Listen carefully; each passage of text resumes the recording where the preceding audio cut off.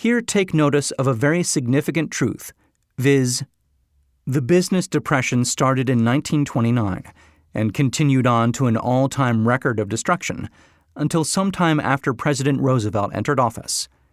Then the depression began to fade into nothingness. Just as an electrician in a theater raises the lights so gradually that darkness is transmuted into light before you realize it, so did the spell of fear in the minds of the people gradually fade away and become faith. Observe very closely. As soon as you master the principles of this philosophy and begin to follow the instructions for applying those principles, your financial status will begin to improve, and everything you touch will begin to transmute itself into an asset for your benefit. Impossible? Not at all. One of the main weaknesses of mankind is the average man's familiarity with the word impossible. He knows all the rules which will not work. He knows all the things which cannot be done. This book was written for those who seek the rules which have made others successful and are willing to stake everything on those rules. A great many years ago, I purchased a fine dictionary. The first thing I did with it was to turn to the word impossible and neatly clip it out of the book. That would not be an unwise thing for you to do. Success comes to those who become success conscious. Failure comes to those who indifferently allow themselves to become failure conscious. The object of this audiobook is to help all who seek it, to learn the art of changing their minds from failure consciousness to success consciousness. Another weakness found in altogether too many people is the habit of measuring everything and everyone by their own impressions and beliefs. Some who will hear this will believe that no one can think and grow rich. They cannot think in terms of riches because their thought habits have been steeped in poverty, want, misery, failure, and defeat. These unfortunate people remind me of a prominent Chinese who came to America to be educated in American ways. He attended the University of Chicago.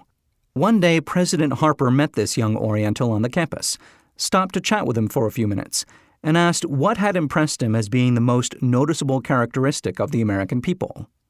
"Why," the Chinaman exclaimed, "the queer slant of your eyes. Your eyes are off slant." What do we say about the Chinese? We refuse to believe that which we do not understand. We foolishly believe that our own limitations are the proper measure of limitations. Sure, the other fellow's eyes are off slant because they are not the same as our own. Millions of people look at the achievements of Henry Ford after he has arrived and envy him because of his good fortune, or luck, or genius, or whatever it is that they credit for Ford's fortune.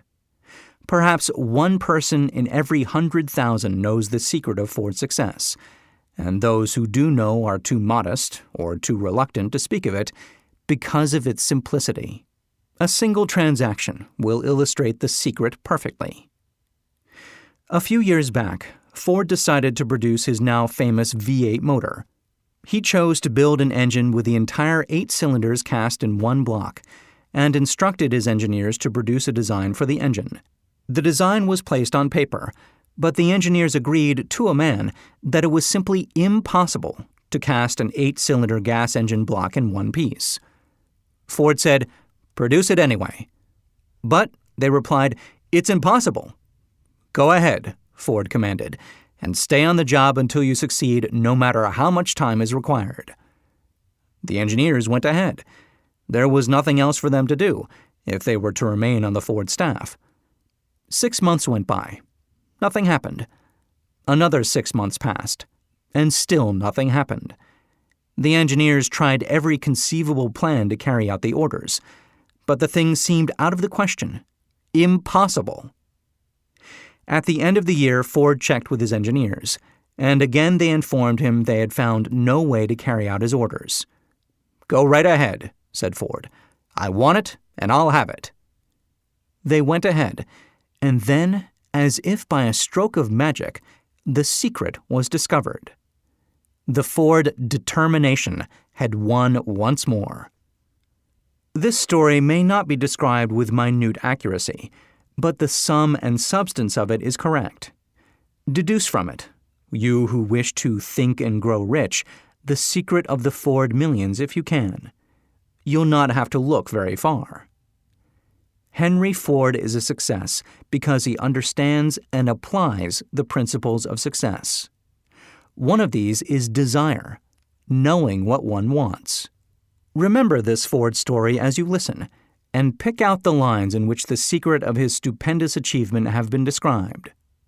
If you can do this, if you can lay your finger on the particular group of principles which made Henry Ford rich, you can equal his achievements in almost any calling for which you are suited. You are the master of your fate, the captain of your soul, because